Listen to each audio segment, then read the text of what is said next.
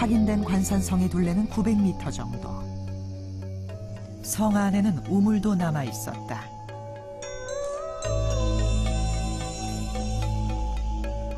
병사들이 식수로 사용한 우물이다. 창은 태자 신분으로 무슨 까닭에 이 험준한 곳에 머문 것일까?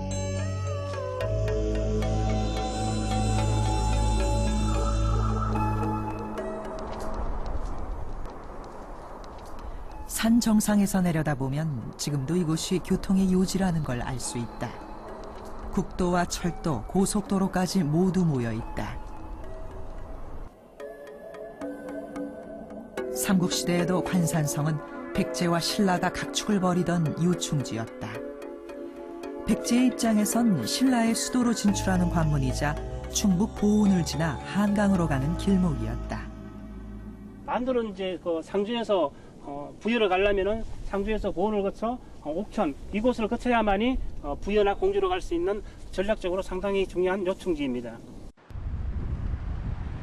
백제와 신라, 양국의 국경이 만나는 관산성 일대는 하루가 멀다 하고 치열한 접점이 벌어진 그야말로 최전방 군사지역이었다. 관산성 주변에는 산봉우리마다 수많은 요새가 있었을 정도다.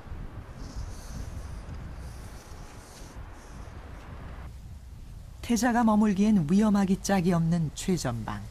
그러나 그것은 창이 선택한 것이었다. 사건의 발단은 3년 전으로 거슬러 올라간다. 551년 백제는 신라와 연합해 고구려에 빼앗긴 한강 유역을 탈환했다. 그런데 불과 2년 뒤 신라 진흥왕이 120년간의 동맹을 깨고 한강 하류까지 독식해버렸다. 백제 조정은 배신한 신라에 대한 응징 문제로 치열한 논란이 벌어졌다. 원로 대신들은 때가 아니라며 전쟁에 반대했다. 하지만 분노한 창은 공격을 주장하며 원로 대신들을 질타했다. 그대들은 신라가 그렇게 겁이 난단 말이오? 두려울 것이 무엇이 있단 말이오? 허나 왕자님, 두려운 게 아니라 원로 대신들의 반대에도 창은 물러서지 않았다. 백성들을 생각해서 이러는 것이오. 신라를 무찔러야 백제의 첫 수도였던 한강 유역 탈환은 아버지 성왕의 오랜 꿈이었다.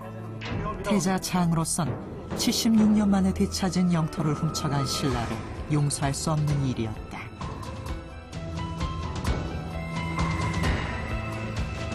(554년 7월) 마침내 창의 뜻대로 신라와의 전쟁이 결정됐다. 성왕의 지지가 없었다면 불가능한 결정이었다. 관산성의 신라 병사들은 최정의 군사들이다. 준비는 한다. 아버지 성왕의 입에서 공격 명령이 떨어졌다. 공격 지역은 관산성 일대. 이번 전투에서 반드시 승리해야 한다.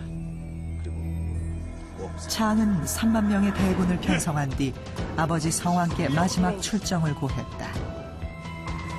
이것이 창이 마주한 아버지 성왕의 마지막 모습이었다.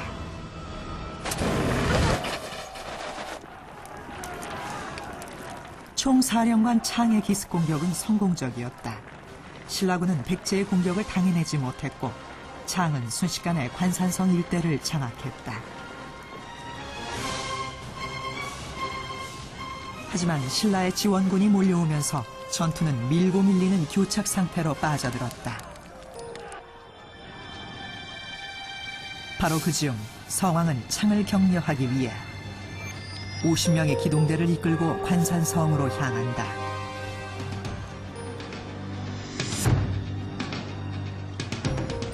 그런데 첩보를 입수한 신라군이 관산성으로 통하는 길목에 매복해 있었다.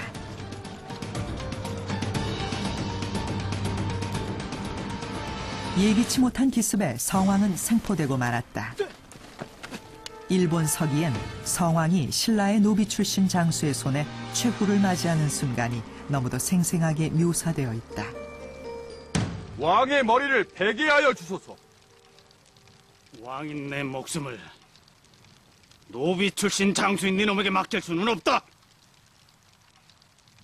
우리나라 법에는 맹세한 것을 어기면 국왕이라 할지라도 마땅히 종의 손에 죽습니다. 내 지금껏 부끄럽지 않게 살아왔거늘 구차하게 살고 싶지는 않다. 어서 배거라.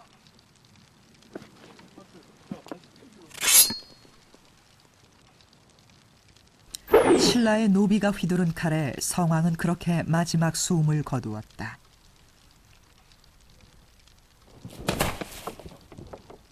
일본 서기엔 신라군이 성왕의 머리를 경주의 북청 계단 아래 묻고 밟고 다녔다고 적혀 있어 시신조차 제대로 수습하지 못한 것으로 보인다.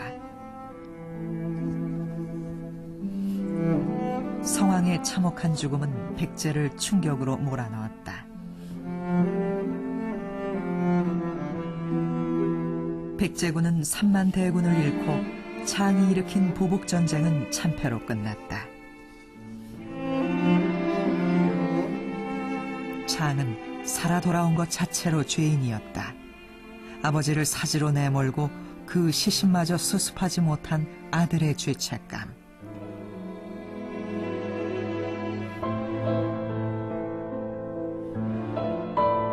일본 서기는 창이 왕위를 비워둔 채 3년간이나 왕위에 오르지 않았다고 전한다. 아버지 성왕의 참담한 죽음, 그리고 관산성 전투의 참패가 불러온 충격과 후유증이 그만큼 컸고 그만큼 깊었던 것이다. 창은 그 참담함을 견디다 못해 급기야 원로 대신들에게 스님이 되겠다고 선언한 것이다. 백제의 국운을 건 관산성 전투의 참패와 아버지 성왕의 죽음. 이것은 창왕의 일생에서 낙인이요 몽해가 됐을 겁니다. 그런데 이런 상황에서 그는 왜 하필 스님이 되겠다고 했던 것일까요? 한 나라의 왕이 불효를 씻고 불충을 씻기 위해 스님이 되겠다고 한 것으로 보기엔 석연치 않은 점이 있습니다. 여기서 왕응사 사리함에 주목할 필요가 있습니다. 바로 이 자리입니다. 창왕이 죽은 아들을 위해 사리를 봉안하고 세운 왕응사 사리탑은 보시는 것처럼 5층 규모의 거대한 목탑이었을 것으로 추정됩니다.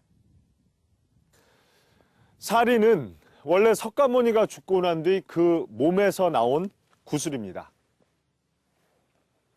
그러니까 사리는 부처의 몸이 되는 것이고 그것을 모시기 위해 세운 탑은 부처의 무덤에 해당합니다.